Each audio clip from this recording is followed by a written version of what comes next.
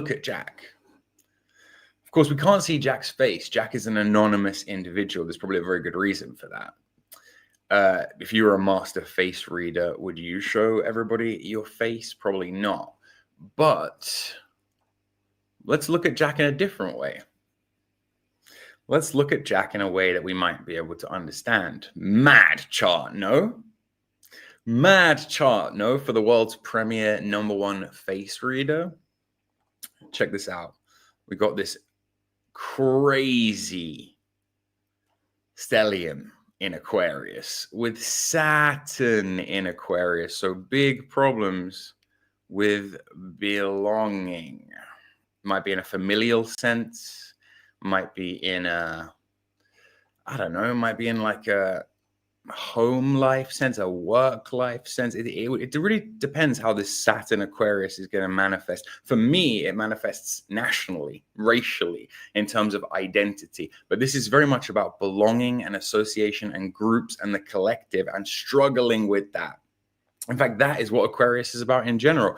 Mercury in Aquarius, Venus in Aquarius, Sun in Aquarius, completely fucking ruled by Saturn. This guy, which makes sense if you're a master in your craft, right? If you're like dedicated to something and you just go at it hard day and night, when you are singularly focused. I talk a lot about charts, right? How you don't even have to understand elements or signs or weighting and stuff to understand that this is not typical. This wedge here that is extremely narrow and forces everything into these two signs, both of which, by the way, Capricorn and Aquarius, ruled by Saturn. It's a wild fucking chart, no? It's a wild fucking chart. It's actually the devil. There is something very Saturnian about Jack. Saturn is a really hard one to understand. In the puritanical Christian mind, perhaps it is just safer to say Saturn equals Satan and not ask any questions and not worry about it. If you're Christian, like evangelical or something, and like it's very important to you to be on the right side of the cosmos, on the right hand path, then yeah, you shouldn't even be looking into this shit, to be honest with you. You can read more from a voice than a face anyway. We've talked previously about vocal physiognomy. The intelligence services specialize in this, although they also specialize in real physiognomy, from what I can tell. There's definitely a lot that you can tell about someone from their voice. A guy I spoke to recently, those of you who are members will know, there is a members-only stream between me and Nornal Guy on this channel, where Nornal is convinced he's actually lowered his own voice. He's convinced he's taken his own voice down by a couple of octaves just by practicing Kundalini yoga. Jack says he will be with us in a few. I really need to find out how to lock the fucking start off this stream, right? Like, that's the real key. Chat does seem like a nice bunch. It's a weird kind of Anglo chat, isn't it, this morning, of like weirdly Anglo people. I guess Americans will just have to watch this later. Use Temple OS. It's far superior. Well, it was made by a genius. It was made by one of these type of geniuses that we're talking about today. Guys, if you have any questions for Jack, if you are watching this, because it's such an unorthodox stream time, and because I really wasn't expecting this many of you to actually be in the chat, if you have any questions for Jack, even if you're not a member, put a Q at the front of it, and I'll try and ask him your questions towards the end. Although, truth be told, I have enough fucking questions of my own here with regards to mysticism, with regards to belief and to spirituality, and of course, with regards to physiognomy. Jack has an Aries moon fighter, at least internally. He also has his Lilith in Aries, so like double moon in Aries. But it's not a splash kind of pattern, or even more extreme, a splatter pattern where there's just things going on everywhere. It's a very focused, very singular chart. You see what I mean when I say singular people aren't necessarily dumb? Jack's kind of borderline genius, or autistic eccentric genius. It's not that they're dumb. It's that they're singular. It's that they master something, particularly with those Saturnian placements, right? Like if you're looking at Aquarius, you're looking at the collective. You're looking at the collective unconscious. You're looking at the hive mind. You're looking at, I mean, what is the age of Aquarius? We're all supposed to be fusing with machines, aren't we? We're all supposed to be becoming computers in the way that Alex Jones described in that video clip at the start. It's not that we're all going to plug into some neural network interface. It's that we're already plugged in through the Internet of Things, through the cookies, through the reading all of our behavior, predicting all of our behavior, and thus using stimuli to change our behavior, to change the future. All of this is age of Aquarius stuff. I think there's a misunderstanding of what Aquarius is. Like it's going to be us all plugging into the robots. But holy shit, man. I've never seen a more Aquarian, more Saturnian guy. I mean, he has his Mars in Capricorn. If he had other placements in Capricorn, I would think that he was not really a mystic. Or I'd think maybe that he was a grifter, because Capricorn comes with so much coldness and so much cynicism. But most of his planets are in Aquarius. He just has the Mars in Capricorn. He just has the drive from Capricorn. Kind of crazy. Kind of fucking crazy chart, TBH. No, it's just an old JS Paint thing it's actually called jspaint.app. I think you can use it in browser. Don't lop anything off, please. You want me to leave the shit show? You want me to leave the cosmic shit show? Of course, SJJ is watching. SJJ is always watching. Ban. Can't read half the shit. It's good to see that you guys still have Hive real, even at like 10 o'clock in the morning. And if you are a crackhead from America, if you are watching this late at night after your like 385th meth hit, please let me know. I want to know. Okay. Somebody in the chat said phlegmatic. I don't know why they said it. I don't know to what end, but we're going to talk about it. Those of you who saw the intro to Physiognomy stream that I did where I discussed Jack will know that we're talking about lavita when we talk about this. We're talking about the four humors: sanguine, caloric, melancholic, and phlegmatic, not in that order. But I showed this to Jack, like in DMs, in like a group chat. And I was like, do you think this has any weight to it? Do you think this has any accuracy to it? And he was like, of all of the basic bitch like schema that exist, this is probably one of the best. And that most of the accurate parts of physiognomy are kind of loosely based around this. Now, maybe this is too vague. I don't know. We can get into the specificities of this. But I think there's a lot of truth in this. As I am trying to learn physiognomy, right, this is how I'm trying to learn it. I'm trying to group people into these four basic types. I think I, too, have a sanguine, but I also think I have a caloric sanguine mix, maybe. I don't know. Jack will tell me, which is why I'm having to cam up for this stream. I wanted to send you my chart on Twitter, but it said I couldn't message you. Do you have an IG? I do have an IG. You can get at me. What's your, if you post your, if you at me and post your Twitter name, I'll just follow you back. But you're more than welcome to add me on IG also. Jack. Hello, how you doing? I'm doing well, sir. Thank you so much for joining me and for taking the time to do this. Oh, it's my pleasure. Sorry, I'm a tiny bit late, but No, not at all. We had a complete shit show, technical issues to begin this. I tried to play a video. Palantir tried to strike me down. Obviously, I became more powerful than they could possibly imagine, so it's fine. But no, dude, seriously, thank you. I'll get the kind of immediate bullshit sick. Well, it's not bullshit, but the earnest and kind of maybe a bit cringe sycophancy out of the way. You're one of my favorite Twitter posters. You're one of my favorite people on the internet. Someone who I follow. I'm not going to use the word religiously, but I'm going to say as someone who I follow a lot. This is someone who at least a couple times a week I'm looking at your Twitter page, wondering what kind of stuff you're talking about, and you talk about a lot, even though you are like a physiognomy master, if you like, and an expert face reader.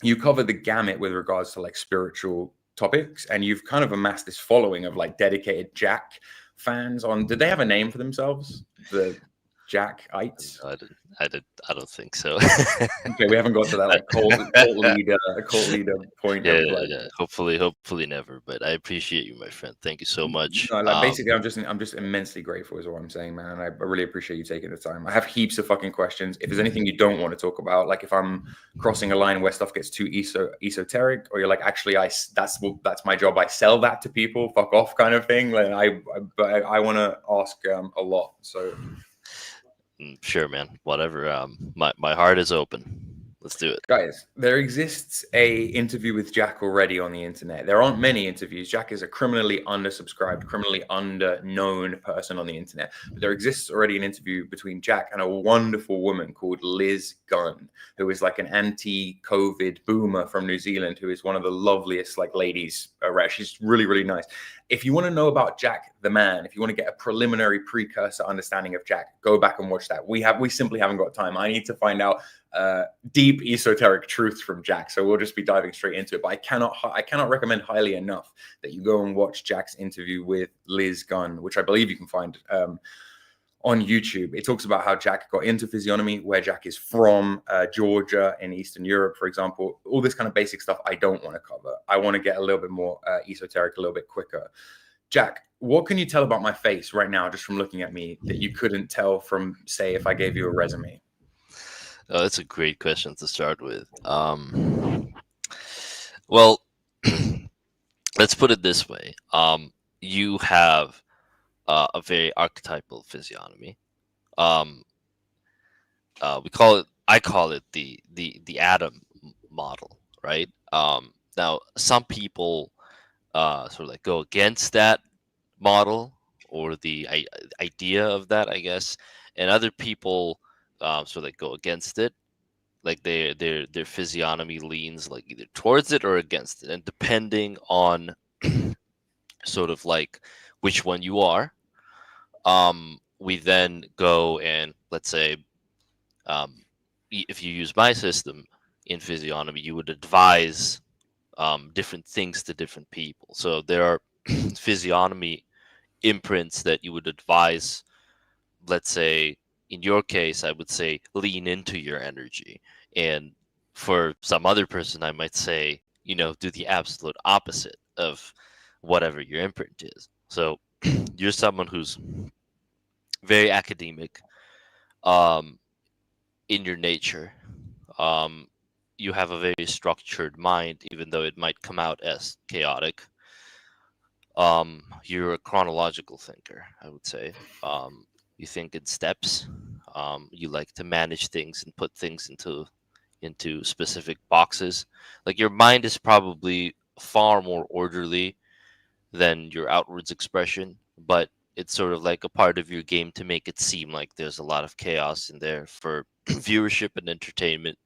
Bro. You you'd be a good entertainer, which you probably are. You run a show. You are an action first type of person consciously. You like to put your hands on things to feel them. So like a lot of where your interaction with the world happens is most likely sort of like in the real world. So you like to touch the things that you work with, even people. You're outgoing. You have a lot of energy to give. Like you probably have a lot of penetrative energy, what we would call, where you'll go into a room and you will have the willpower to sort of like change the status quo in there. Your action first instinctively as well, but there's also a sort of like very hidden, reflective, deep analytical side to you. Wait. This is all just from the face. You haven't. This is all just like face. This is all just straight up.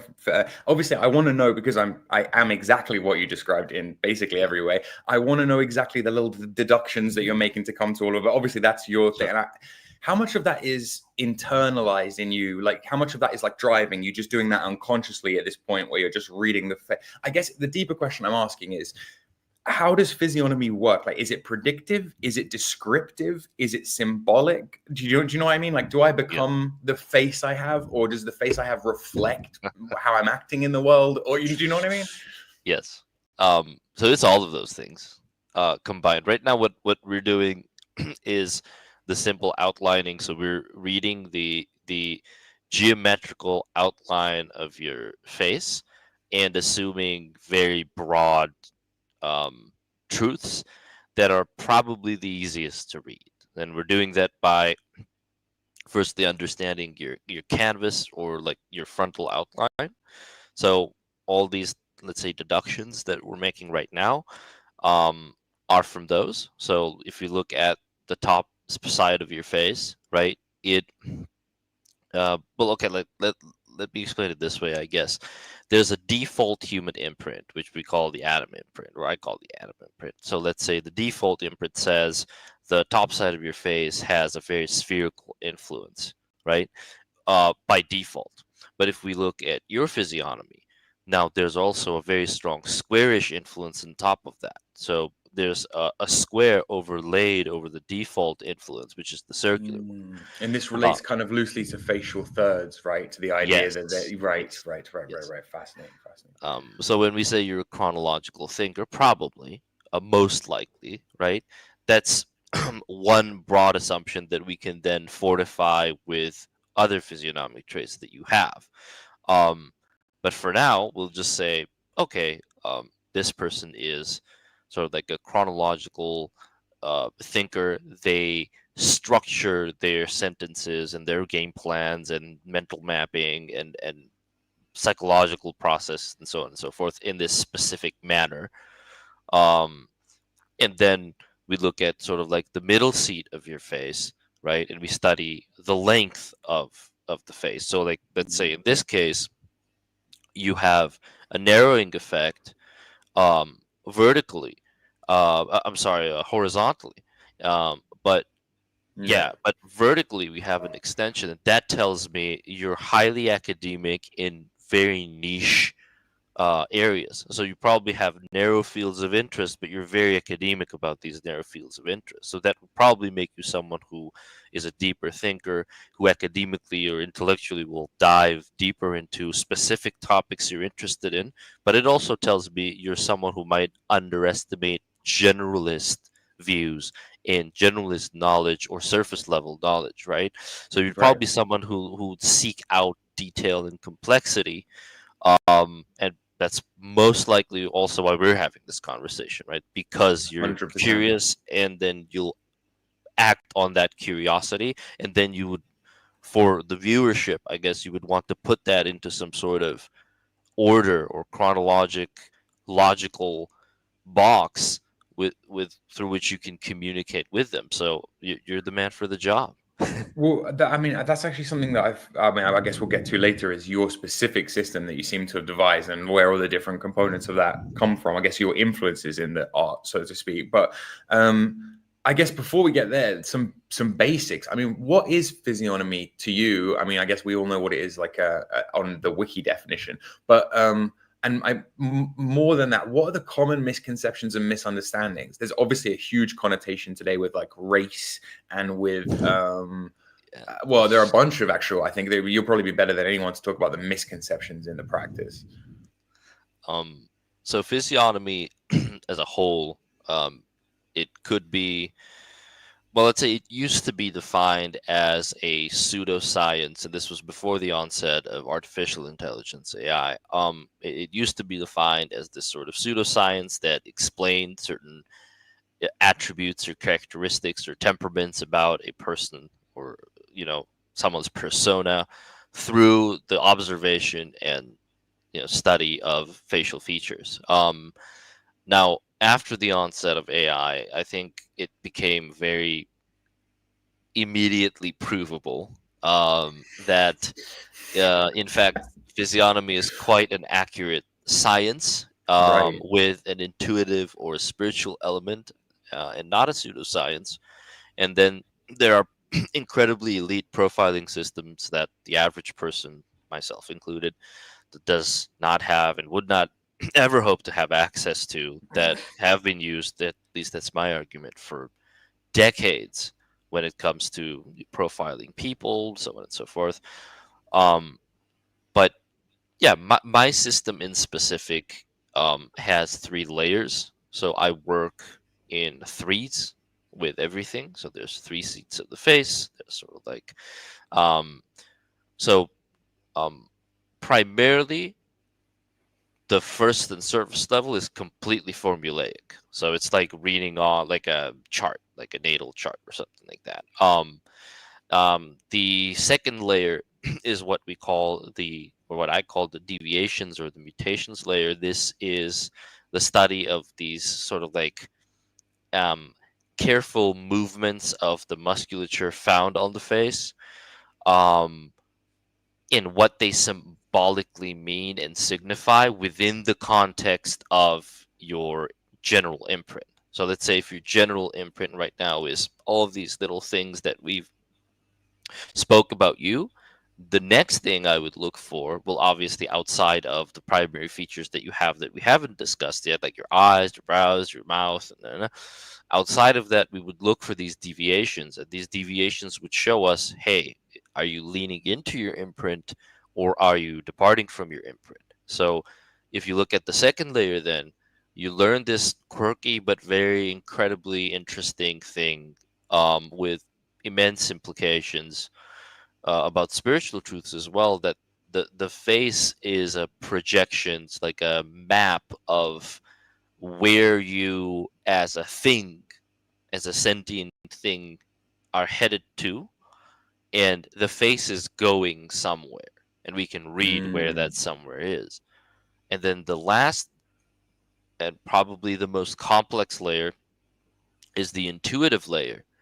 And the intuitive layer is taking the whole concept of everything that we know and sort of taking your face and using it as a portal of frequency, um, to where it can take us. Like if you look at your face like a painting or an image or a letter, right? Hmm.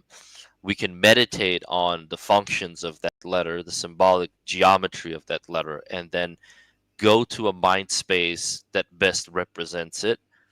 And there we can glean some, you know, more intuitive. The only reason I call this one intuitive because the variables and the quantity of variables increased to such degree that it can only be a very educated assumption rather than like it departs from the Yeah. No, I science, so to speak. completely understand what you're Yeah. saying. Even in an astrology, and I love the idea of doing it in threes because everything works like that. You're essentially saying the face is past, present, and future. It's where you've been, it's where you are, it's where you're Yes. going, right?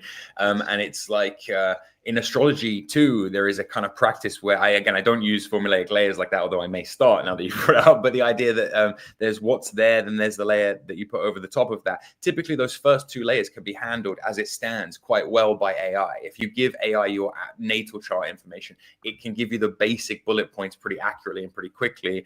It gets a few things wrong, but it's not.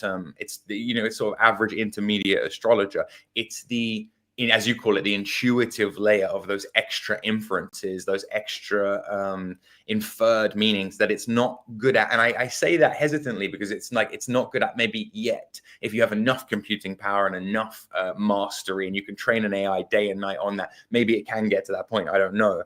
But I guess we'll talk more about AI later. Just to stay on physiognomy for a moment, are there any like memes of physiognomy that are wrong, i.e., Chad jawlines being courageous, or something to do with? I have a thing for women who have their eyes kind of far apart, like prey Yeah. animals, like deers. I don't know Yeah. if that says anything about me. Do you know? Like, are there any of these? What's the biggest like misconceptions meme speak, if that makes sense? So there's bits and pieces of truths. I call them half truths Hmm. to everything.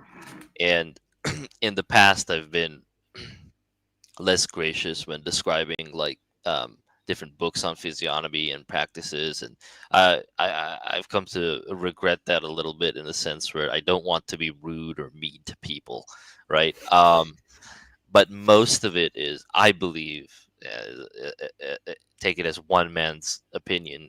I believe most of it is wrong. I mean, like maybe like 90% is BS.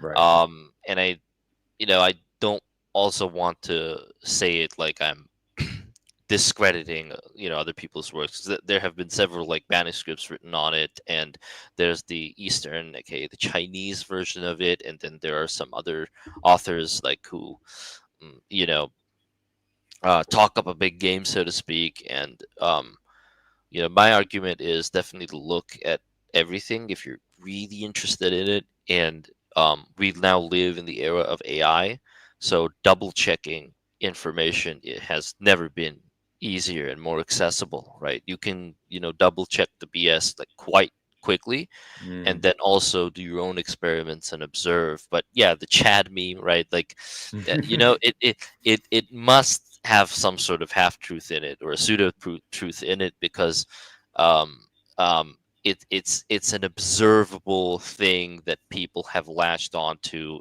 on an emotional level. And if there wasn't some sort of truth to it, albeit very simplified, then it Mm. wouldn't exist. That's my argument, I guess, for From a that. scientific perspective, like purely Yeah. secular scientific perspective, it's probably something along the lines of like higher testosterone, more defined jawline, and Mm, therefore, yeah, sure, more likely to be courageous, but all the other things that come with that, more likely to be violent, more likely to be. It's just this kind of the way physiognomy seems to be boiled down must be annoying to you, I guess, is my broader point. The yeah, idea it is. It that is. this is very complex, very nuanced thing where just someone's filtering between their nose and their mouth can tell you so much about them gets boiled down into just, well, you're hunter eyes with a strong jawline, so you're a Chad. Like there is this thing where the more you boil it down, the more it becomes associated with like race, the more it becomes associated with the kind of incel thing, because the looks Yeah. maxing, mogging kind of world of like. Yeah. However, I guess you can't separate physiognomy from hierarchy in some sense, because there must be, if you're quantifying something and you're saying everything, the way you described it, right? You said there's this form that with a spherical top of the head, a square middle of the head, and a triangular bottom of the head. This ideal form almost, and then we look at how people are different from that. But doesn't that imply some kind of hierarchy? Doesn't that imply some kind of ideal person? These are great questions. So okay, let's start with the chat thing. Yeah, yeah, yeah. The chat thing, you're almost spot on. You're very close to how it is. Like, and this is like empirical, like sort of like the scientific or the biology and the evolutionary side of it. Yeah. Um, especially when a male develops, um, let's say postnatal, very early on, like developmental years, um, the testosterone in the body becomes focused on in different places most of the time. So the testosterone has to create this sort of, according to the genetic imprint, it has to form the face, and the two places where it goes to, or the three places, let's say like that, in males, is either the jaw, so it will either strengthen the frontal part of the face. This is what I have dubbed the warrior archetype, or it has to go and use this testosterone to grow the cranium um, on the opposite side. So it's either you have the elongated cranium, which is the hunter Oh, that's archetype, or you have fascinating. Yeah, yeah. the frontal fortification. And you can imagine there's some serious implications when it comes to like which one you have. Now, Wow.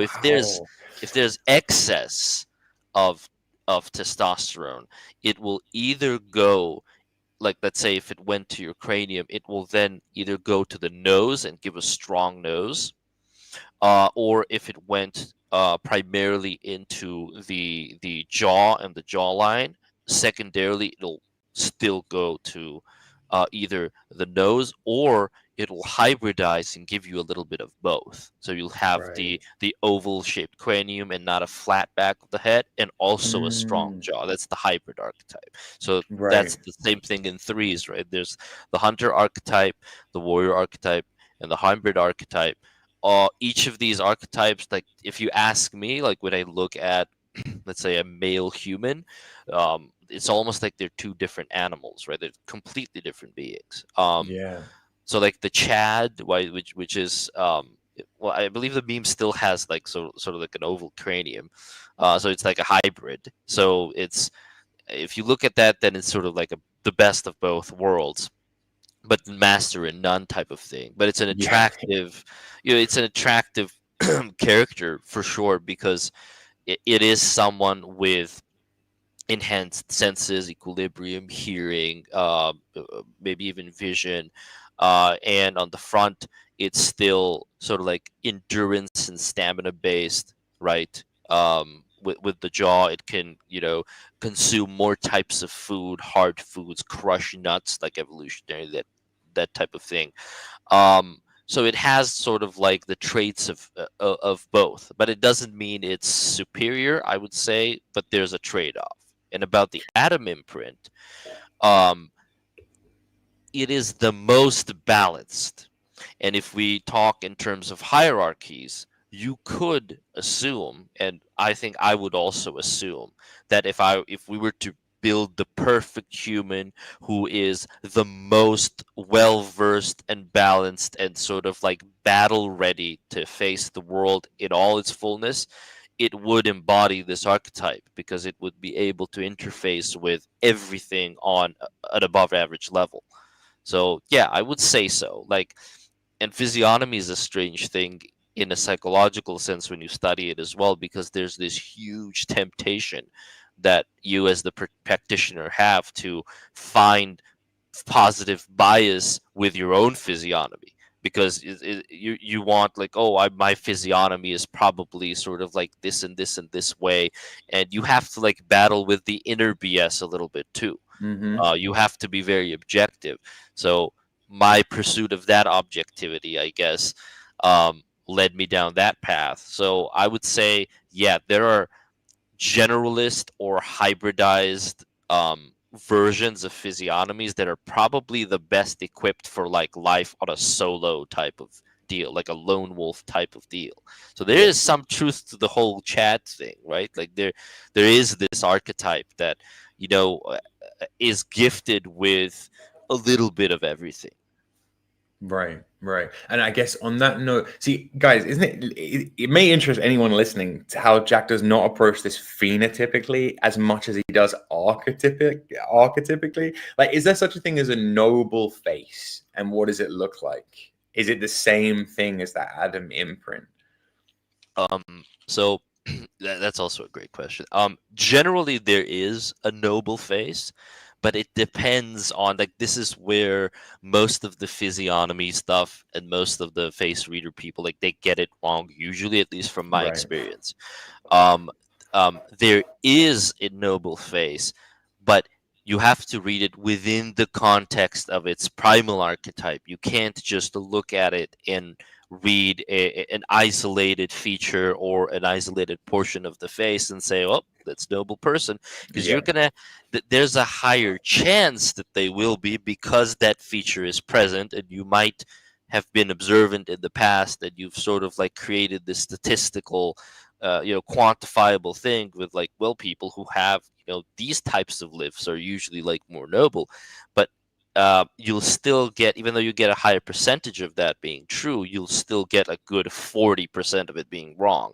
So Mm. in my mind, because I'm a perfectionist in that sense, that's Right. hardly good enough, right? Yeah, You still need something gambling. more specific. How do you find reconciling something that does have such a what you refer to as intuitive element to it with the hard science? Like you seem to have this rare ability to do both, right? Like you're not simply like a mystic. Is that how you view yourself? Like, do you view yourself as a science person? So for the longest time, I viewed myself as a very science based or logic based person, I guess, because I have a background in psychology and behavioral psychology, and I spent Right, right. a number of years working in that field, and also in, stuff like social work, and I've worked in different Damn. prisons and so on and so forth. Damn. Okay. Okay. So you are going to see a real cross section of society, and then you're going to. That's probably actually, other than being like a fucking prostitute, that's probably the best job ever for like being able to do face reading and learn face. Do you know what I mean? Like you get this insane cross section of society where it's like, wow, okay, fuck me, man. All right. Well, the first thing you're taught there is to not make assumptions. And the Mhm. only thing I feel that I've done is make assumptions and then try to make them as educated as possible. Um, but initially, like before I got into that, I've always been very sensitive to um, irrational occurrences. Um, and I feel like a part of my fascination with physiognomy is also trauma based. It's not like I was sort of like bored into it with the idea of like, oh, let's see if we're talented and intuitively like intuiting like someone's emotional state or something like that. Mine is also trauma based, where if you've had the fortune of having a relatively dysfunctional childhood, you realize that like one of the things that comes with the trauma is hyper fixation and hyper focusing on micro expressions on people's faces to predict potentially volatile or aggressive behaviors. So like that's sort of like where my fixation came from. So like to Yeah. me, like a weird twitch in the eye means something completely different than to the average person. And yeah, that does carry a sort of sorrow to it, but it is what it is, I right? would imagine the lines and the wrinkles on someone's face tell you a lot, right? Is it easier to read the face of an older person? For example, I have these very obvious curiosity lines on my forehead that are like very obviously going to get thicker with time, but are like me just constantly being like, "Whoa, really?" Like, you know what I mean? So the world, Yeah. like, is that? Do you see a lot of that, or is it easier to read an older person's face? So there's this weird rule in physiognomy where um, you you can just have this sentiment, and I can share that sentiment with you. And the sentiment is something like this: sometimes the absence of a thing according to a person's age tells you more about the Oh, person than its fuck, present. that's golden. Yeah, So if we that's look it. at you Okay. and you tell me, hey Jack, I'm 34 years old, and Yeah, I'm yeah, like, yeah, yeah. where are those Roughly. wrinkles, my friend? Right? Like Right, you know what right. I mean? Like they're supposed to be there, and because they're not there, we're looking at a sort of a either like a strange deficit, or we're looking at your um, inability or inexperience to face certain meanings, right? Right. Usually the stuff that appears on your face, it's a it comes after a very conscious choice or change in your general mindset. um because like the Mm. most basic way of explaining it is like the emotions and the temperamental states you're in constantly, of course they would be like in a muscle type of thing, they're And imprinted on like your face. manifest over Yes. time. Yeah, yeah, yeah, Yeah. absolutely. Yeah. I can't remember who it was who said this. That eventually each man gets the face he deserves. I know there's a children's author from Britain called Roald Dahl, who wrote an amazing thing about if you have ugly thoughts every day, it's for children, Yeah. but if you have ugly thoughts every day forever, eventually it's going to manifest and show on your face. Would you say that that's a general rule of thumb in what you do? Yes, I believe so. I don't think if we think of beauty and ugliness in terms of symmetry, then which is an incredible oversimplification, but still, Sure. there is again some sort of pseudo truth to that. But if we think of what you would describe as an ugly face, let's say, but within that ugly face, the person wearing it is a sort of like a beautiful soul, so to speak. You wouldn't even be able to initially to even how to say experience that face as an ugly face, even if it is asymmetrical Oh wow, completely. yeah, yeah, yeah, yeah, completely, completely. And also, there is that weird thing of like, you do see fundamentally asymmetrical, beautiful people, and you do Yes, see symmetrically ugly people. You know what I mean? Like, there is like, yes. I guess before for us to go a layer deeper, then to understand you and to understand I get to practice more, we have to kind of talk about more general mysticism and more generally what you're. Jack, are you a Christian? There is a crucifix in your bio. You talk like a fucking pagan mystic shaman from medieval times. It's very hard to understand where you sit. Obviously, you believe in God. You believe in something. Do you want to just talk me through the framework of what you believe, just quickly, just like? Sure. So I've never been a how to say, like a religious Christian or a worshiping Christian, but over time, and I had my reservations about religion as a whole, especially growing up and having the experiences that I had. Um, but over time, as sort of like I delved more into the mystical parts of it and removed myself from the how to say, the organizational part of it. Um, I have definitely leaned more towards it, and I wouldn't call myself a Christian, but the Christian faith is definitely closest to my heart, I would say, and Right. the example and symbolic journey of Jesus, and Jesus as how I would describe him, would be the highest consciousness soul that has ever incarnated in the history of our species. So Right. I believe he's like the highest point when it comes to, like, in an exemplary sense Yeah. for me, especially as, like, with time I've become more enamored with that idea rather than before, because Yeah. before, Yeah. like, Totally. I had a more sort of like, how to say, a pagan slash mystical approach to life, and Hmm. in many senses I still do. I don't think those two things contradict one another as much as people think. I think they're one and the Absolutely. same. Yeah.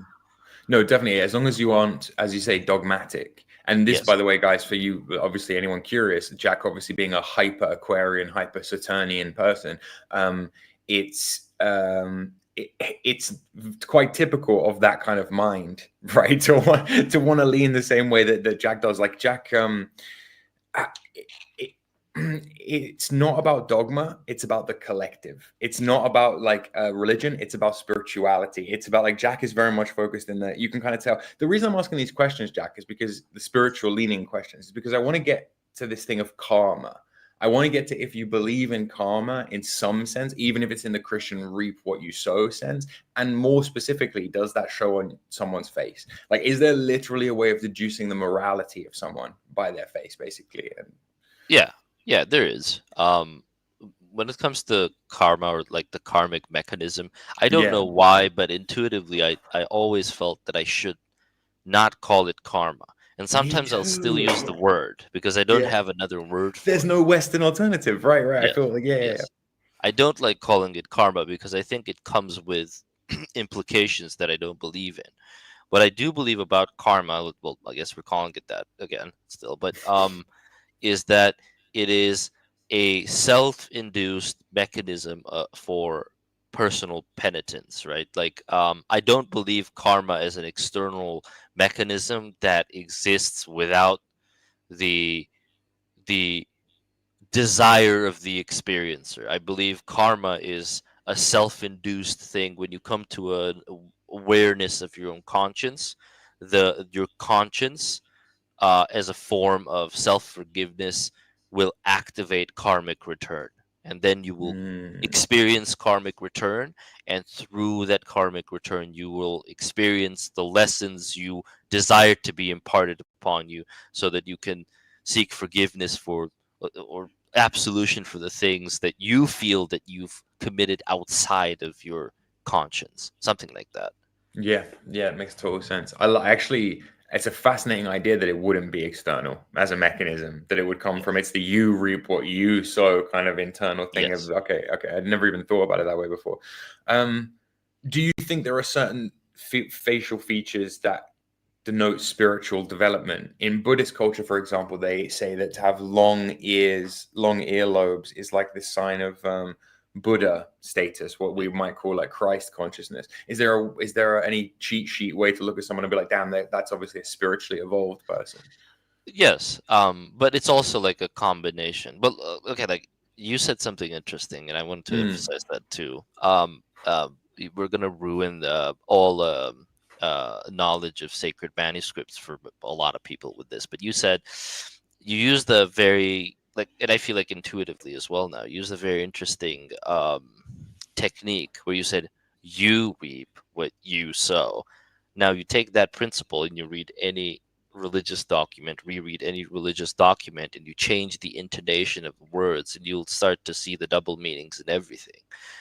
So mm. you've just unlocked the key for yourself intuitively on how to read layer two, let's say, of the Bible, and That's so on a and so hella forth. Yeah, interesting. yeah. Okay, So okay. now a lot of people who listen to this, if they are spiritual seekers, they have a reason to reread all the stuff that they think they've read, right? Like that type of thing. So again, it's very contextual, and there's several layers to it, and yeah, if you look at the ears, they tell a lot, but if you just take the ears, you remove the context of the person, so it's difficult to say without individual study, right? But there are specific leanings, like yes, there, like the ears have a lot to do with morality and crime.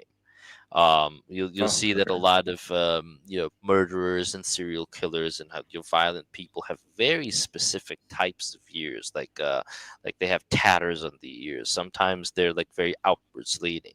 Sometimes they're very small when it comes to people, who tend to like uh, be very aggressive or be very down with aggression, so to speak.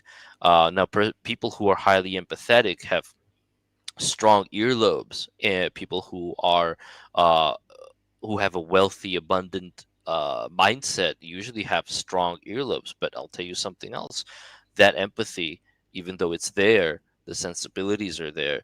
If it's directed um, in a specific way, it could be inverted, and then it turns into obsessive thoughts or hyperfixation on emotions and hedonism, right? Oh, it's So fascinating. you Yeah, yeah, yeah. see, yeah, you see serial killers with incredibly large earlobes, and the untrained person, you see them like, wow, this person is very emotionally rich, but at the same time, it's a double-edged sword because they are so emotionally rich that they hyperfixate and possibly even obsess over the idea of vicariously experiencing the intense emotions of their victims. Mm. Ooh, now it gets nasty, right? Yeah. Now we're getting into like FBI psychological Yes. profiling Yeah. territory of like, wow, okay, okay, okay. But okay, so there are some really interesting implications to this.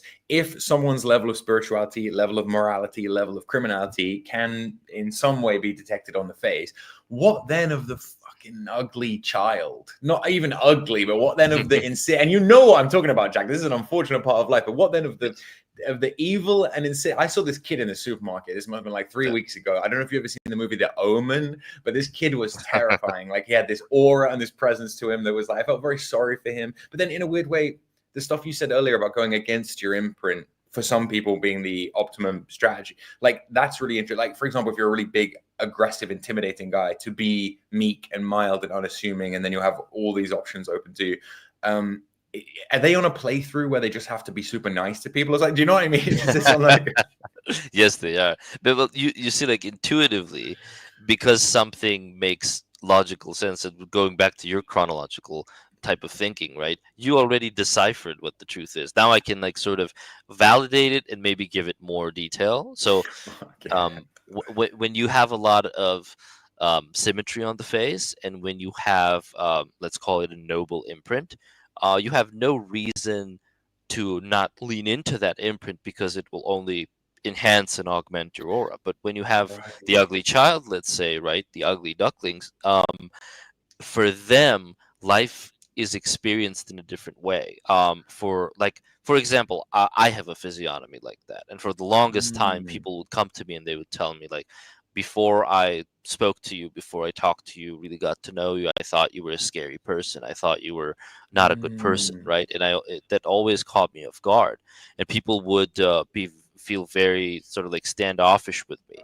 But then I realized, because you externalize the blame, oh, people are so mean and they're so rude, then that goes into your belief system, and that, guess what happens, you lean into that belief system more, and it shows on your face, and then you become more scary. Yeah, But at self-fulfilling some point, prophecy yes, yeah. yes, and then at some point I realized that, you know what, maybe this isn't that simple. Maybe it's a me thing, and the me thing is, Damn. the moment you have, let's say you have an off-putting or scary physiognomy, when people look at you, they get sort of like they get into a battle stance, right? Because they expect danger. They expect you to threaten them somehow, either physically or Mm. psychologically. As soon as I started embodying the opposite of my imprint, where now my primary mode of communication is very diplomatic and very gentle and very kind and warm and giving, all of that, all of those experiences disappeared. And when I say experiences, I literally mean like people would walk up to me and on the street, and they would try to get into fights with me, like Wild, fucking for wild. yeah, like for no reason whatsoever. They Yeah, because talk about picking up with other people. yeah, Yeah, yeah, yeah, 100%. Yeah.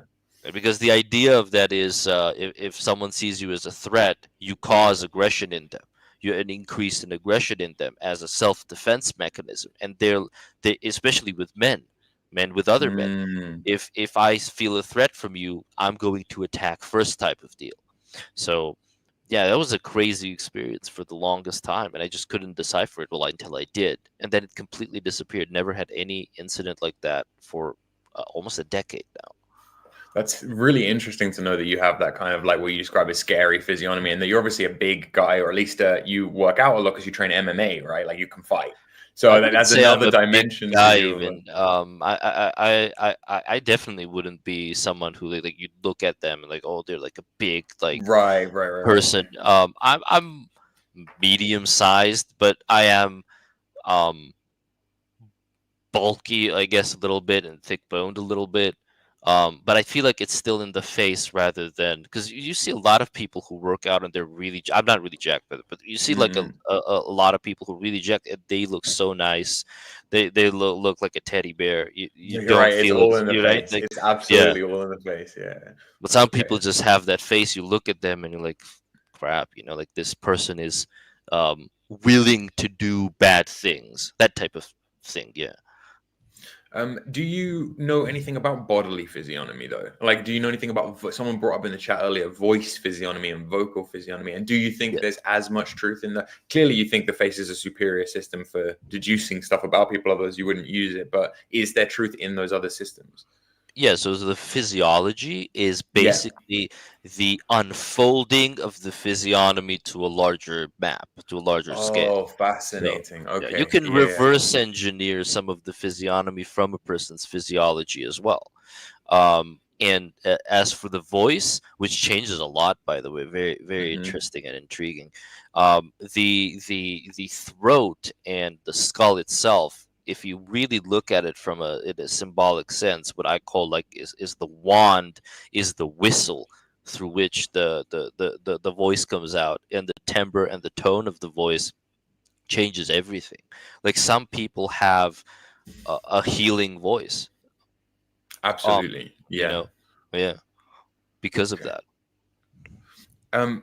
What role is, I've actually saw this in the chat earlier as well. What role is mirrors and selfie cameras and the ability to fly to Guatemala and pay a surgeon to rearrange my face? At what level is this fucking with your practice? Do you know what I mean? Like Yes, filtergram and all this shit. Like, is it making it harder to do what you do? not at all, not at all. Ah, Because you like the general idea, and a lot of people have asked me this in the past. The general idea was that I'm going to hide my imprint from you, haha, Jack of Faces. But yeah. the irony of the matter is, like the moment you change your physiognomy, you also reverse engineer your imprint. So I don't know where Oh, you've that's been, so true. Yeah, right? that's so But real. I Yeah, know yeah, where yeah. you are now, Yeah, yeah, right? yeah. The perfect ski slope nose is very often indicative of a rhinoplasty, which doesn't take a genius to deduce. Like, yeah, no, Well, that's fascinating. even if it's done to like such a level of mastery that it's unnoticeable, it Hmm. will change your energy, Of and you will course, yeah. embody the new energy. So I don't care what you've been in the past. We can see what you are now, right? Fascinating. You're just lagging behind, and it give it like a good. You've ever broken your nose, right? It doesn't immediately. You feel like a loss, like there's this uh Right. grieving emotion that comes with it, or you've like broken off a tooth, Yeah. right? There's Yep. this grief. After that period of grief, right, you become accustomed to the new you, and the new you is of a different energy, right? But when you lose a part of your physiognomy, that grief comes from the idea that I've lost a little bit of myself in an energetic sense. Mm, Same thing with the noses, especially with men. You know, if a male has a strong nose, my friend, it's there for a reason. If you take that right. off, you're taking off a lot of your, voodoo, right? So I Yes. always advise Yeah. against it. Fascinating. Now, where do you draw the line between looks maxing and, like between just capitalizing on what you've got versus altering? Just is it what you're talking about? Because even makeup is deceptive to a certain extent, right? It's Yes. crazy what women can do today with contouring and light and smoke and mirrors and like what I mean? Yeah. So it's a. Yes. Would you encourage women, for example, would you encourage women to be more honest and transparent in their? It's difficult because they're in a sexual marketplace, obviously. So there are natural means of achieving like good results. I Mm, don't like looks maxing personally, but okay. I like, because how, people love, especially in the West, I've noticed this, that people have very radical ways of thinking about things. Like they will take something and they have to max it. But Yes, sometimes, like yes. if you This reminds max me about it, Western men. I have to ask you about Westoids later. But go on. Yeah, it's the I know. supremacy of like it must be bigger, it must be better, or the Yes. bigger even equals better in this disgusting, perverse world. Yeah, yeah, totally, totally. Yeah, yeah. So that sentiment is found like in the way of thinking, and this is a very entrepreneurial and enterprise based thinking, where that's why you have the amazing tall structures and the incredible Absolutely. Yeah. sophisticated like systems and law, but the problem with that, Skyscrapers. yeah, yeah. It's also why we're flooded with immigrants as well, though. Yes. It's also why the society is collapsing. So it's like, fuck. Okay, yeah, yeah, yeah. That Yeah, makes perfect sense. but like the downside of that is, let's say you take someone who does not naturally have a strong and white jaw, which let's say is considered an attractive attribute, right? And if symmetrical, it is, like objectively it is an attractive attribute. There will be people that will go to such degrees to change their physiognomy that they will break everything else, so to speak, like, of like who they are. So Right. I like health maxing. I don't like looks maxing. Like for Yeah. example, I got a massage a while back, right? And it relaxed the musculature in my face and my upper back, and that actually, Mm, my face became more shapely because of it. Now I love that. Now if I go and train my jaw for 5 minutes a day, it will not only retain its well, healthy form or whatever, but right, it will right. also create lymphatic drainage and Yeah. release, and that's great. But if I go out there and buy like a special gum that I chew for 6 hours a day because I want my jaw to, like, it's going to completely, I call it voodoo, it's completely going to kill your voodoo, most likely. Voodoo, I love that. Yeah, so max health, not looks, because healthy is attractive, healthy is the attractive. Yeah, in fact, in a completely normal society where people's hormones weren't being jacked up by steroids and birth control and all this different stuff, health would be the sexual default. It would be the normal. That's very actually a good way of looking You at it. would approach what I call vampiric physiognomy or demonic physiognomy, Mm, when it, like, how are, like, it's an impish face. Like how does a demonic imp, like how does a demonic imp yeah, look like? It has all three traits, right? The triad of the oval cranium. It has the incredibly strong nose and the incredibly strong sort of like chin or jawline. yeah, All jutting right. out, kind of like yeah, Yeah, yeah, yeah. and then it's a very scary energy to embody, because no part of your imprint now is non-predatory. Um, Yeah, yeah, predator maxing. Yeah, yeah. completely. Wow. So when you Fuck. predator, like it's scary because then you step into a sort of energy where you have difficulty like to self-reflect, self-analyze, be conscious, be a conscientious person, and we need that in societies and families and so on and so forth. So imagine like someone who's super duper looks maxing in that regard, and they achieve this sort of physiognomy, right? They're most likely not going to be a kind and generous presence at all. Right. Yeah, it makes perfect sense, actually. In terms of, I want to talk to you about belief, and I want to talk to you about magic. Yeah, whether or not you spell that with a K is kind of up to you. But I, I believe that somebody can change the way they look by changing their beliefs. I'm not saying this is an instant fix, but I genuinely believe that, like, I mean, obviously I believe in magic in the Crowleyan sense, like with a K. But Yeah. do you? Do you think I'm retarded for holding such a belief? No, not at all, sir. So magic, whenever I talk about magic, we always have to mention this thing because I can't talk about magic without mentioning this thing. So there is higher magic, and then there are what I call sister forms of magic. And I call them sister forms because they're left hand variations. There are also right hand variations, but most people don't know about these because most people don't have access to it. So primarily, magic is the or let's say left hand magic is the reconfiguration of the human mental state through ritualistic performance. So the ritual, the outwards external ritual, or the symbology or the significance of any sort of thing that you envision or look upon, that serves the purpose of changing your inner state. And when you Completely. change your inner state, it's easier to access different belief systems, not form the belief systems, but to access the belief system. And when you have access to the belief system, then it reshapes your quantum reality from within the intensity and range, let's say, or the radius of your aura or your auric field. But it's fully belief based. So a lot of people get this wrong when they will say, I am casting a spell, right? You are not casting the spell. You are creating a theatrical performance Hmm. that has your the unwilling observer believe in the performance through which you are enforcing some sort of end goal or result through the magical performance. So you don't have to believe in it.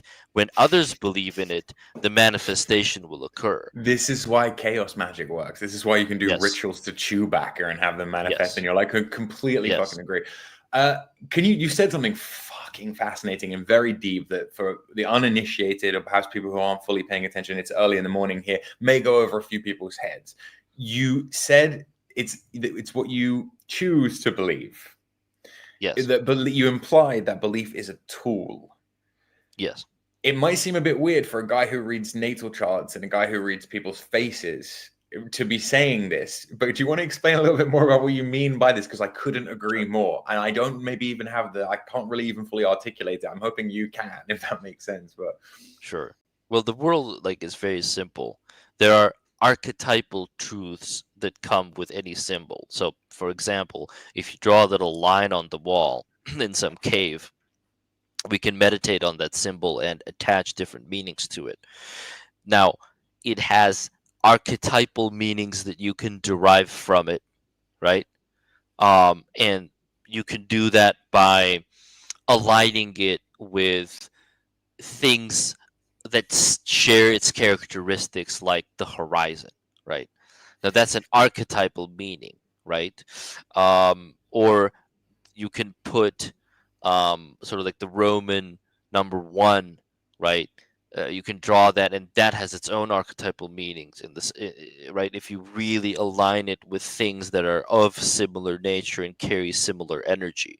Right. But the problem with um, belief systems, I would say, is when you step out of the archetypal, right? When you want to assume your own interpretation of it's been like an added extra, so to speak. This is what most people in the left hand fields will do, Yep. right? Yep. That's when you start to need jolly cooperation from others, right? That's when you start to need, hey, I believe this, but you also have to believe this because I don't think I actually believe this. If you don't believe this, like really, really hard, Right. Right. that's Right. Right. that's Right. what happens, right? So you that's when it becomes about, okay, I we all need to sort of choose to believe in this thing for it to occur and manifest. So the left hand practitioner in truth is presented to us through popular media as the strongest and the most intense type of magician or mystic, but in truth they are not even sure in anything they any of the magic that they wield or cast. That's why they So need true. Yep. the incestuous amplification from everyone else, right? That's Mm. why the theater, the performative element is there, right? So Yeah. important to it as well. You know, that's fundamental. That's okay. Fascinating. Fascinating. Fascinating. Are there people who? Okay, this is kind of a deep. This is actually a very deep. Is beauty true, and is it good? I know this is like I know this is weird, but we're talking about belief here. We're really kind of treading the liminal edge of sanity. But like, do you understand what I'm kind of where I'm getting at Yes. with this? Yes. If you ask me, in my opinion, beauty is the truest thing, and it is real. Um, it might not be explained in the sense of like, well, if you ask an artist, like a classical artist or painter, um, beauty is achieved through symmetry, but defined through imperfection and asymmetry. So beauty also has many layers to it, right? Um, Mm, but in my mind, and I always say beauty is the portal to God, it is the means through which we interface with the divine. It's a portal to a mind state that allows you to access the higher belief system. So, of course, to me, beauty is real, and it can also be subjective. That's the paradox of no, higher thought. completely, and that's why it's so important that you talk about this belief stuff before we kind of get into these. Yeah, you completely. Um, is there a face of someone alive today that makes you utterly and instantly recoil because you know that they're so left hand path because you know they're so full of evil, quote unquote? And who are they? And can we look at their face? Um, Probably not. Okay. It's because when you look at a face, and I know like this is weird, but you don't always like it's not like you're not like a musician, you know, like when you hear a song for the first time, even if you're an incredibly well learned musician, if the magic of the song is strong enough, you still experience it as a it's a As a song, tune, not as a as a song. discordant amount of Yes. drums and notes. And Yeah. yeah, completely. Okay, okay, Yeah. yeah, yeah. Right, But right, the right. moment you sort of like look deeper, then that recoiling effect can occur. Then it can happen. So there are some faces, but to be honest, like even if I go on the street right now and we walk around for like 15 minutes, we'll meet Right, right. more than a couple of characters that but it's strange because even though you know or can assume um um these things about them, it doesn't change how you communicate and convene with them. And this sort of like, for me, it supports the idea that deep down we all already know anyway. Even you know, right? We all know. And that like the emotional thing is just not there. Like I always imagined that, and there came a point where you can look at someone and be like, it's very highly probable this person has killed someone else, like during their Oof. life, right? But you never have that emotional thing as you would with someone like, you know, as you would like someone if someone killed someone in front of you, right? Completely. Yeah, Yeah. of course. There's no attachment to it. Jack, what do you think about this? No, I don't know if you can see the screen right now. This is one of the funniest. This is one of the funniest and most retarded memes that seems to never die on the internet. Yeah. I want to ask you about where physiognomy can go wrong, and I guess in a weird way, if enough incel wignats believe in this in an egregoric sense, then at least to them it does become real. But where does this come from? Why is this like this? Is there any truth to this? And ultimately, I guess what's the meaning behind someone's eye color? There must be a meaning if everything means something, right? Well, I always say that um, like actually reading the full face, like a full face reading, is 90% eyes and 10% everything else. Wow. Um, Okay. So that whole meme of eyes being window, well, not a meme, that from antiquity of eyes being windows to the yeah. soul is okay. Oh no, they quite literally are, and more. But I always say that I'll never fully say it or talk about it yet, Okay. Okay. Fair because enough. it has implications. But this thing that you're showing me right now, it's laughable. I would say it's I'm very glad. I'm glad we're on the same page about this. I can't tell you how many people I've met in my real life who disprove this so hard it's not even funny. And I mean, like, but you can see how this stuff gets misappropriated, right? You can see how this stuff gets. And again, I'm fascinated by these egregoric kind of yeah. groups that take an idea that has a grain of truth and then just run it up to support whatever, like it's kind of a fascinating thing in and of itself. It's a matrix trap, and I know a lot of people love to use the word matrix and what's the other one, simulation, and wherever I go, if I do talk about these sort of topics, I'll always sort of like sprinkle that in hopes that someone will understand the meaning behind. You mentioned egregores and egregoric forces, but there's something even more malevolent, one could say, that Mm, connects all of these systems, and I'll try to describe what it is like quickly. So when you form this sort of hierarchy in your mind, and let's say astrology, even though it carries archetypal truths like we talked about, there's an interpretative layer to it, which is yeah. quite vast. And now when you form interpreted opinions, right, onto an existed archetypal formulaic system, what happens there is um,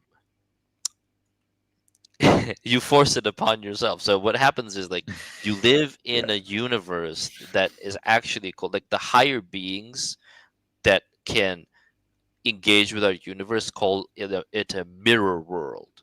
That's what they call it. They don't call it they call it a mirror world. So it's an input output system, meaning that whatever biases through your belief system, your subjective biases you Yeah. impart onto it, what will it do? It will output it back to you. So let's say if I say people are rude and angry and mean all the time, and I truly, earnestly believe that, when I go outside, my experience of the outside world will be I will meet angry, irritated, annoyed people, right? Jack, And I keep trying to tell these yeah. incels that they are Yeah. manifesting demographic replacement every day, but they don't listen to me. Like But it's fucking not crazy. only, right? Ah, Not only are they doing that, but they're also entrapping themselves in this system, and the system is such. Why does mm, this mechanism occur? This mechanism occurs because wherever you are in your individuated state, as an individual sentient being, you have this thing called the ego mind. And what they call the matrix actually wants to do is it wants to convince your ego that it has figured it out. So when you have a belief system and it outputs that belief system, the mirror world, onto you, your ego grows, and your ego says, ha, I was right about the world. I was right about people being this and that way. And even though you suffer objectively, like as a sentient being, your health might suffer because of this, your emotional state, your ego is maintained. And now, if you want to ask the question of what is the pod from which Neo from the Matrix, if you want to use that as a reference, wake up from, that pod is the belief systems that you've put yourself into.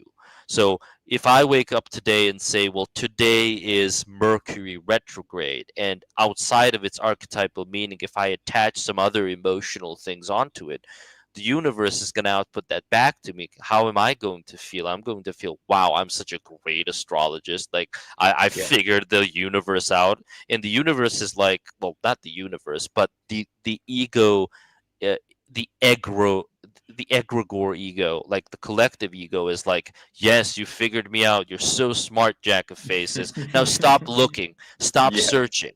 This is the depth that we default to. And Mm, these sad souls are very often, especially on the journeyman level of spirituality, trapped in these, and they're convinced that they are highly observant and intellectual, and they understand the secrets of the universe, when in right. truth they're just in this incredibly deranged cycle of forcing their own, you know, deficits onto their own selves, and Completely. Yeah, being yeah, the yeah. architects of their own delusions. It's crazy. Yeah. It's mad because you're one of the few people I've heard talk about belief like this, and to truly understand that it's not the Rhonda Byrne secret kind of think it alone in your room, and then it will suddenly manifest, but that it isn't a world where everything is entirely fated either. That we are, you seem to have the, I mean, like you say, use words like simulation and like Matrix, but the mirror world analogy is fantastic. That we are in this giant MMO RPG that is going to react to it however you want to play it, kind of Yes. thing. Like the Um, big bad of this world, the big bad, well, if you do want to like antagonize a force, the big bad of this world is infinitely and immensely more well informed than you can ever be, because you are an individuated part of it, and it is the collective ego mind of all of humanity. So the moment you think a belief into being, or access a belief into being, it becomes aware of it, and it will use it against you. That's why it's so difficult to get out of the game, because the game is cheating. Right? And it convinces you that you figured it out. You finished the game. The final level, you've unlocked it. That's it. But you're still here. And that should be the primary giveaway, that if I've finished the game, why am I still playing it? Why am I mm, still here? So if you're still here, you fallen into some sort of ego trap, including myself, right? Even like the me being equipped with this information doesn't make me immune to falling into a similar ego trap, because the complexity of the game is so incredibly sophisticated, so immense, right? no, absolutely. And I guess I guess the only logical place to take this from here is, what's the weirdest thing that's ever happened to you with regards to synchronicity, with regards to magic, with regards to the world mirroring back your desires, intentions, beliefs? So a lot of these things used to happen to me, firstly from a dark perspective, and then from a light perspective, and after some point, and I feel like after I've received irrefutable proof of these mechanisms, they stopped completely.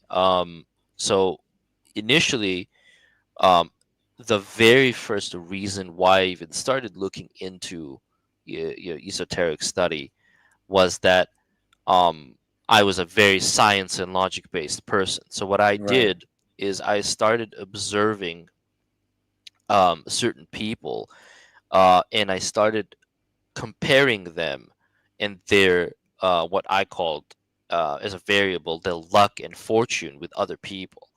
And um, the things that happened to some, they happened in front of me, right, and to me as well, to a certain degree. The things that happened to these people and how they aligned, um, like for example, like uh, I had a person whose mom had, a failed pregnancy, and they were informed of this failed pregnancy during a lecture they were attending about failed pregnancies, right? And then after we left that with the terrible news, we left that lecture. The first billboard outside is of failed pregnancies, right? So, uh, at some point, the universe shows you, as a scientist and as a person of logic, it shows you that the percentage chance of these things occurring in this sort of chronology of events is so low that there is something else at play. So that was my first introduction to esoteric thought and the supernatural. Now, to skip like 50 different experiences, I've always also been plagued with vision dreams. This was Damn. which, but always, like, for my whole life. And outside of this, which was sort of like another life that I led while asleep, I guess, from the moments of wakefulness, outside of that, the strangest thing, I guess, that's happened to me is I remember once talking to a relative of mine, um, in my apartment about um, spiritual study. And I was telling them, um, it's such a shame that not a lot of people are interested in this awakening and soul pursuits in our country. Um, it was a specific point of conversation, and we shared a very sort of like um, a moment of companionship where we both understood the meaningfulness of everything of life and whatever we were going through. So, and the next day I went outside, right? I caught a bus, um, and I met a person who approached me, asked me for my name, and they started um, asking me about these same questions that I had asked my relative in the intimacy of my little apartment. And they started telling me these things, right? The same things. And I was just looking at them, and I'm sort of in disbelief because even though I've had irrational experiences, this is like, do you have like a microphone planted in my home type of thing? Who are you, sir? That type of thing. Um, and in the end, they mentioned something that I feel was just to sort of like let me know, because when I got on that bus, I was elated. Like before they approached me, I mean, like I was in a state of absolute elation. Like my energy or an aura or something that was like just seeping out. And I think they were just the person who noticed, and they intuitively felt like they should come and tell me, for example, what they told me, which was, there are many of us in our country who are happy about the spiritual progress of the world. And that's all they said, right? And to me, that was like, there it not only is it irrefutable, but it's so personal, and this is by design, I believe, that now I'm telling you this story, right? But to you, it can only be a story. It can never be Yeah, communicated absolutely. Yeah. as proof, right? So because you have the ability to choose, hey, do I believe this crazy face reader person on the Mm, internet about the mm, mm. story, or do I choose to da da da da? So it's the key is very personal. The key is very personal. Um, just distracted slightly by the gentleman who's typing. Jack is the other Jack. This is the gentleman titled Jack Star in the chat. I don't even know if you can see the chat. He has a very interesting brain, and he is just typing essays in the chat. I'm gonna have to leave the chat up just for this work of art that is happening here. Sure. My unemployed ass watching magic streams at 11:30 on a Friday. Based, I think, is the word you're looking for. Guys, we've only got Jack for a kind of limited amount of time left. If you have any questions, drop them in the chat. Stick a Q in front of it. But Jack, once again, thank you, obviously, for making the time to do this, and for it. I know you're too humble to do it, so I'm going to do it for you, guys. Jack has a course that he sells. He sells a. How would you describe the primal archetype? Like a book? I mean, it is basically a book. It's like 70 pages long. It's like a fucking. It's thank you, firstly. I appreciate that.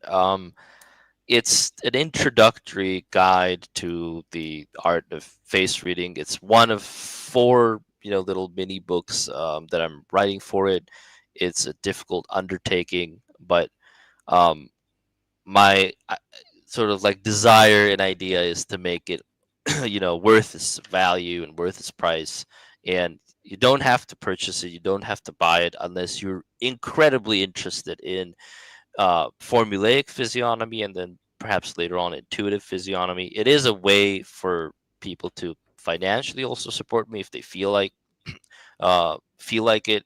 Um, but yeah, if you're very interested, like if you're just obsessed with physiognomy, it's probably something that you can derive a lot of shortcut info from, right? So you don't have to reverse engineer it yourself. It's a sort of like a breakdown, or my attempt at breaking down a very complex system. I mean, you're preaching to the choir here, but just for regards with anyone listening, well worth your time and your attention, because Jack is someone who, understands physiognomy as a science, but has his whole own schema that makes it very easy for someone who is not, say, scientifically minded to understand, right? Like it is, of everyone who I follow in this regard, and there are some good people coming up in the world, I think inspired by you, actually, some of them, Jack. Prosopa Insights is one on YouTube. There's a couple of others now whose names escape me, but there seems to be a growing interest in this, and I think you've definitely set the ripples in motion, right? For people who are actually interested in this in an occult sense, there's definitely a growing interest in it, or at least it seems so. It was I don't beautiful. I don't think he's going to tell you about eye colors, buddy. Somebody asking in the chat about eye colors. I think he's keeping that as a esoteric knowledge, which is completely At fair enough. some point we I can. will ask you about Westoids though, Jack. Before I let Yeah, you go, I sure. will ask you about Western people. Why you think that the West is so fucked? Obviously, this is with an Eastern European slant and an Eastern European bias, being like from Georgia, but surely you know what I'm talking about. In crazy levels of inflation, crime in the streets, immigrants everywhere, Yeah. litter and pollution, an untold scale. Air is unfit to breathe, food is unfit to eat. What the hell is happening from your perspective, from a spiritual perspective, to Western men? Are we putting the blame of this on Western men more than women? I think we have to, don't we? I feel like some people would feel like I am, but um, in a sense I'm not. So there's two layers to it. Mm, One layer is the conjuring of the primordial dark feminine, which we can talk about, and the other layer is sort of like the historic layer. That I'll say it like this. A lot of people when I talk to them about this, and men will be men regardless, and all men have an ego and a temperament and so on and so forth. And when I talk about Western men in a you know not so humbling sense, um, they get this sort of like idea that I'm how to say, reducing them to like lesser men. But the truth is, I personally grew up in a condition, a post-war condition, where men were not like men. They were not honorable. They were not virtuous. They were, what my country is known for example, in the Soviet space, the Soviet Union is for having like the most despicable, ruthless, brutal, mafia leaders. Like where I grew up, right? Man had lost his face to poverty and war and trauma and mental illness, and all of the things that come along with this. And what I was raised on was on the knightly tradition that particularly came not only from like my local tradition, but largely from the Western Central European tradition. sure, The yeah. the Merlins and the King Arthurs of the world, right? And to me, that was something that I held in very high regard, um, um, very high esteem. So It's gone completely, man. There's no chivalry or yeah. Charlemagne in Europe Yeah. anymore. Like it's that's When I look at it right now, I don't talk from a point of like, ha ha, us men in the eastern part of the world are better than you. I talk from it like you were exemplary in many ways, to me personally, right? mm, And for me to see um, let's say the fictitious kingdom of Camelot crumble before my eyes, it pains my soul, right? And then why this is occurring, um, and I think there's no like very simple answer as to why. And there are several elements, but from in a spiritual sense, I think why this is occurring is because the Western man has lost the plot when it comes to the meaning of life. Like, you've gained everything in a material sense, but Yeah. you've Yeah. lost your touch with divinity. And the Europoid race, the Caucasian race as well, it's very faith based, but the Europoid race even more, because again we talked Mm. about the maxing thing. Um, when it does self-destruction, it does self-destruction maxing as well. Fuck, that's It so doesn't real. just do a little, Yeah. cut on the wrist, so to speak. It goes the full. So, Mm. like, in a spiritual sense, when you are removed from um, the divine source that inspired these myths and these legends and these the idea of purity and cleanliness and valor and honor and chivalry and beauty and compassion, the first thing you do as a society and civilization is you betray your women. And you betray your women by, um, how to say, that protective shell that is formed by the collective masculine, that collective shell that provides stability and reliability, and that is cracked. And the moment that is cracked, it no longer contains the feminine charge. The feminine charge then seeps out of it and seeks to dominate. And you see this in nature as well, it seeks to dominate and consume the leftovers of the male shell. It and then it's going to use that power to get male aggression, attract male aggression from external sources to finish it off, because it needs a new male containment. Like, it needs a container. So the This is what dark you're talking about when you're saying dark feminine. Yeah, dark yes, feminine, like destructive feminine, yes, egotistical feminine, yes, feminine, not for the group, not orientated towards the group, but towards their own Machiavellian yes, personal interest.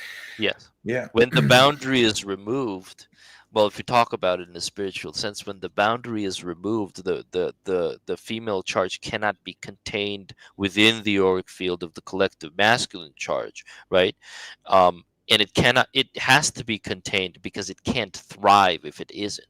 So right now in the West, what you're seeing on an energetic level, it's the behaviors um, of all of these women who feel disregarded, not protected.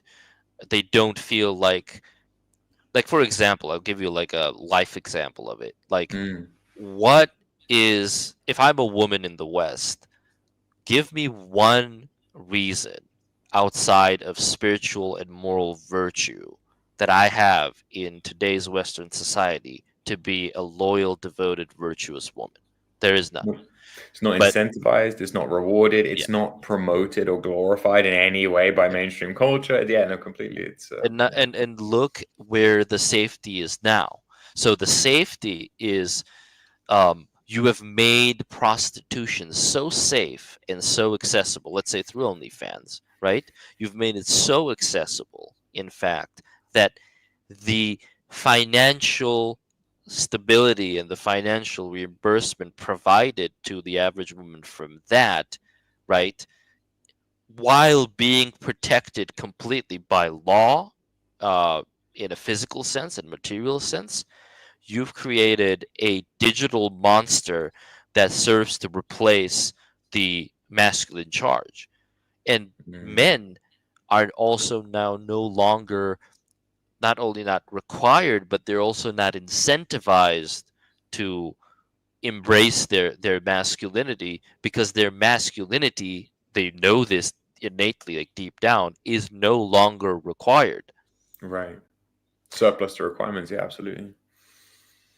It's a scary thought, and the whole thing with the migrant crisis, and it's a mental health and moral and spiritual crisis, because the only time this happens in a society is, again, hate to blame it on the men specifically, Mm-mm. right? But like, um it's when the man loses his access, and Europoids and Caucasians are, how to say, of all the races of Earth, they are the most inclined to interfacing with divinity, like Mm-hmm. God. Like they're most inclined to having vision dreams, not like in a sense of like where you're connected to the earth and you feel the heartbeat of the earth, but higher realms, like the source of all this grandiose art and beautiful expression, and this maxing thing, right? The source of that is a higher source. So if you don't have a connection with this higher source, which requires as a prerequisite cleanliness and purity and virtue, you lose your meaning in life because you have Mm. no beauty to pursue. So when you have a male like this that's sort of like sitting on their couch and they don't feel inspired because they're cut off from the source, right? Um, I personally think this is what's happening. There is no more magic in the West. There's only left hand. There's no more God in the West. There's only Mm. religious dogma, like that type of thing, right? 100%. I think that's honestly from a metaphysical perspective. I think that's like one of the best fucking analyses of what's Well, you're happening summoning. here. There are also Mm. forces like left-hand forces with very hands-on, very manual, very intentful, that are exacerbating this whole process. So it's not just like a failure of virtue. It's also, dark chants being spoken in dark alleyways type of thing as well, Mm. where you have this incredible, propaganda machine. You have this incredible, techniques that are used for, delusion and disillusionment of society. You have the materials, like the toxic materials everywhere. They're like lessening your intuitive like senses, like stuff like that. It's a difficult time. It's a difficult temptation for the Western man to have, but he has to rise above it. Like, because what is going on right now with the timeline splits and stuff like that, you're summoning, you're conjuring the dark feminine into being, like as a, like archetypally, as a, if Mm. you look at whatever is going on in the West as a ritual performance. And this is a very deep topic, and we could keep talking about it a lot, but sexual violence and miscreants and deviants and so on and so forth, symbolically and like archetypally, like, these are all conjuring rituals.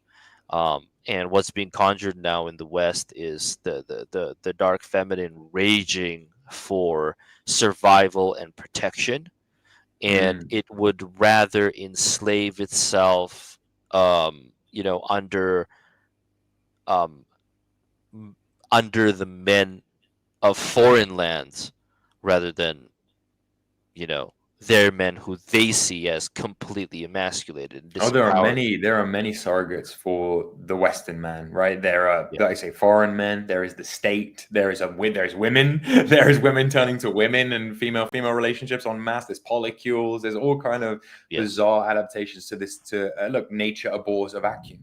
Nature abhors a yes. vacuum. If there's going to be a vacuum, then some forces are going to step in to fill that. But it's just like that's a very fascinating assessment, I think, of the situation. It's the inversion. I'll tell you this too. So it's like, um, the lowest form of magic, or like the most powerful form of left hand magic, is inversionism. So when you take up something and you run with it in a virtuous way, only to invert it at the Yeah, final yeah. moment. That's what you see with the whole trans movement and LGBTIQ, or whatever it's called. Like, it's the inverted rainbow effect, Mm. where you take tolerance and you then run with tolerance to a point where at the very last second you invert it into something monstrous, and that is the unveiling part of the ritual, which is like, ha ha, you've been tricked, we've been demons all along. And that traumatizes the mind. It really does terrible things to the mind. And that's also something that's going on. So the West, and the Western man in particular, has a lot of things to deal with right now, and it cannot deal with it without God. I think that's fundamentally true. I think that there is a spiritual battle at its core. I also believe that it probably has to get a lot worse before it gets better, and that Yeah. history does tend to come in cycles and in waves. And this will please nobody listening in the chat, but that seems to be an inevitable. Read Spengler is basically what I'm saying to anyone who is opposing that in the chat. Question for Jack from one of our, well, you're not a member, but I'll let you off, John Smith. What would Jack's interpretation of graying hairs be? I have a couple of those going on. If outside of age, obviously. Yeah. That's also a good question. That also has, obviously, like, there's the biological element to it.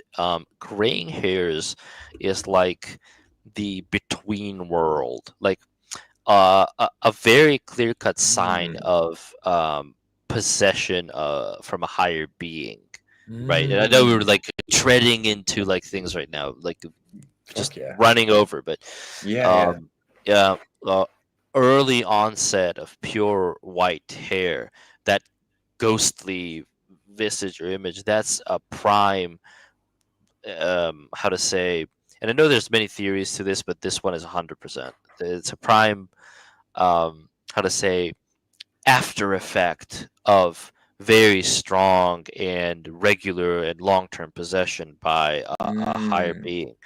That's wizard shit. That's sorcerer shit. Yeah. There's that archetype of Yes. Merlin with the white Yes, hair. with Is the like, white hair. okay, Yes. interesting. Yeah. And the graying of the hair is a very good, how to say, it's a very good specifier of where the energy of a certain person is not located, but like targeted, like where it is directed, right? So if you have like an early onset of like gray hairs, that you're probably directed towards spiritual matters a little bit more. Right. It, like if you shave your hair off energetically on your physiognomy, it has a completely different effect than having a full, full head of hair. Different for men, different for women. But yeah, graying hairs, you're in the between state, which is a good state to be in depending on your age, right? Right. And likewise here, how does he interpret red hair energetically? That's a very cool question too. So red hair is of the older, or if not the oldest, um, bloodline when it comes to European and Caucasian peoples. So red hair is, um, how to say, um, ever young and ever youthful. Right. It's why they also say gingers have no souls, right? The fiery And connotation of yes, like, yeah, yes, totally, yeah. it's called a fire soul, and there are very interesting, many interesting interpretations of it. But what you can know, if you're someone who has like auburn red hair or something like that, is that you are probably of a very magical caste of people, a very whimsical cast of people Yeah. who are more nature based and earth womb based than ascension based, so to speak. Right. Yeah. Yeah. It's a down to earth thing to it. Okay. Thoughts on balding at an early age? I don't know why everyone's going on the hair. Everyone's going for the hair pill today. But... Balding early, it's if your testosterone fluctuates really intensely. So if you have a low resting testosterone, I feel like, a lot of people attribute this to stress, but it's mostly not true. Um, if you have a low resting testosterone rate, and this is like a simplified version of it, but you have a high intensity spike, like you have a lifestyle that spikes it very intensely in certain moments and then goes back down again and up again, that's what causes early balding.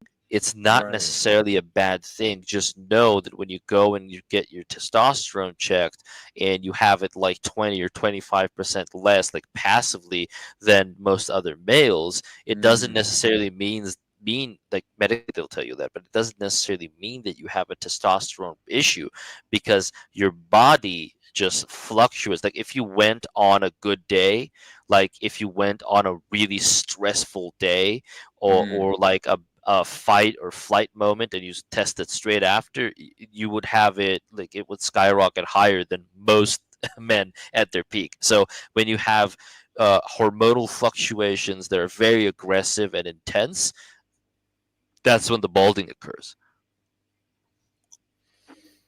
Jack, you've been one of the best guests I've ever had on this channel. Would you consider coming back in the future to talk about more stuff, particularly these like occult matters? I feel like I could sit here all fucking day talking to you, to be honest, and I was asking you questions. But I appreciate that you literally live in the future, what with being an Eastern European and everything. As far as streams go, I think we've covered a lot of ground. I just thanks, mate, really, genuinely, for coming on and for talking.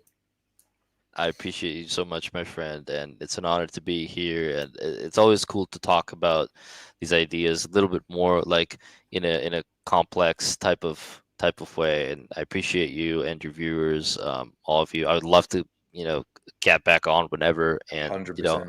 I'm just a person, and I love sharing and communication and making connections. So The I most appreciate you so much. Aquarian, Saturnian guy of all time. Guys, if you want to follow Jack, it's Jack of Faces on Twitter. A invaluable resource in regards to anything occult, if you ask me. Once again, Jack, cheers, mate. I really, really appreciate it. And guys, that's where you can find him. Check out the Primal Archetype also.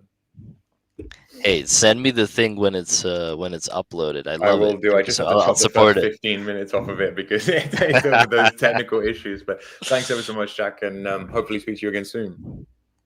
Talk soon. Thank you so much. Thanks, man. God bless.